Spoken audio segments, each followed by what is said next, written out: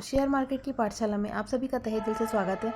बात कर लेते ई सैफ स्मॉल फाइनेंस बैंक की, जिसने आज अपने क्वार्टर 1 के रिजल्ट को डिक्लेयर कर दिया।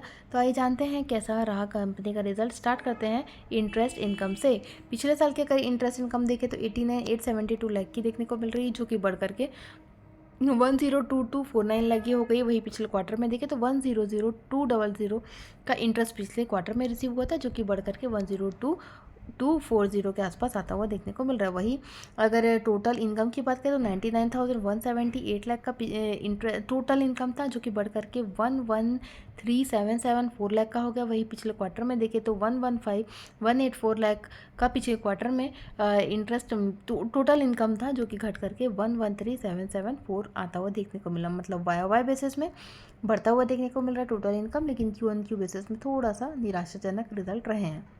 अगर बात कर लेते खर्चों की, तो खर्चे पिछले साल 69,111 के देखने को मिले, जो कि बढ़ करके 88,370 लाख के आसपास आता हुआ देखने को मिला। वही पिछले क्वार्टर में 86,716 लाख का खर्चा था, जो कि बढ़ करके 88,370 लाख है। मतलब खर्चे में बहुत ज़्यादा बढ़त देखने को मिली है वाई बेसिस में ई सैफ बैंक में।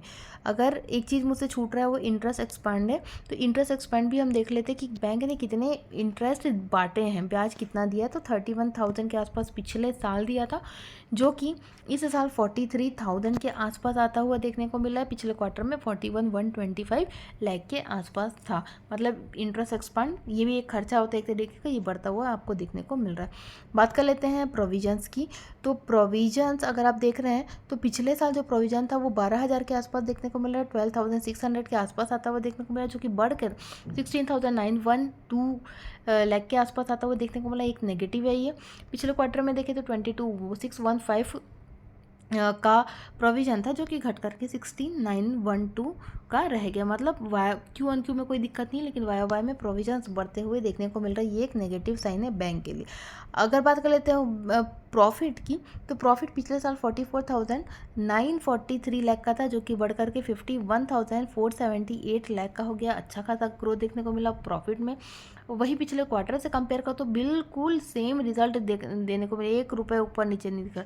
51,478 पिछले क्वार्टर में, 51,478 इस क्वार्टर में भी आपको आता हुआ देखने को मिल रहा है। बात कर लेते हैं ईपीएस की, तो ईपीएस 1.22 पे आता हुआ आपको ईपीएस देखने को मिल रहा है। अब अगर बात कर लेते हैं ग्रॉस एनपीए नेट एनपीए की, तो पिछले साल का जो ग्रॉस एनपीए था, एक मिनट, पिछले साल का जो ग्रॉस एनपीए था वो 1.65% से था। अभी तो बाप रे चमत्कार ही हो गया, 6.61%। इतना बड़ा, ये इससे बड़ा नेगेटिव कुछ नहीं हो सकता। बहुत बड़ा नेगेटिव है ये। इतना अच्छे गुना होते हुए आपको 6 टाइम्स हाइक होता हुआ देखने को मिल रहा है ग्रॉस एनपीए।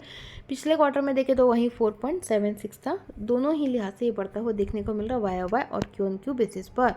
अगर हम बात कर लेते हैं नेट एनपीए की, तो पिछले साल 0.81% का नेट एनपीए था।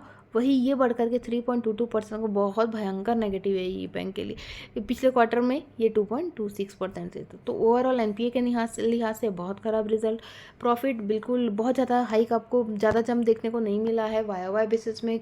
क्यू बेसिस में तो बहुत ही एकदम बराबर के रिजल्ट देखने को मिला है। खर्चे थोड़े बढ़ते हुए देखने को मिल रहे हैं। इंटरेस्ट अच्छा खासा जम देखने को मिला है, लेकिन खर्चे भी रिलेटिवली बहुत अच्छे बढ़ते हुए देखने को मिले। ये था ई सैफ स्मॉल फाइनेंस बैंक का रिजल्ट, जो कि बहुत निराशाजनक ही रहा है। अच्छा कुछ भी नहीं रहा है इसमें बोलने के लायक।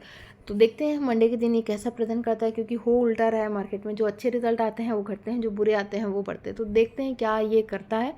आगे के रिजल्ट की तमाम जानकारी के लिए बने रहेगा मेरे चैनल में। तब तक के लिए धन्यवाद।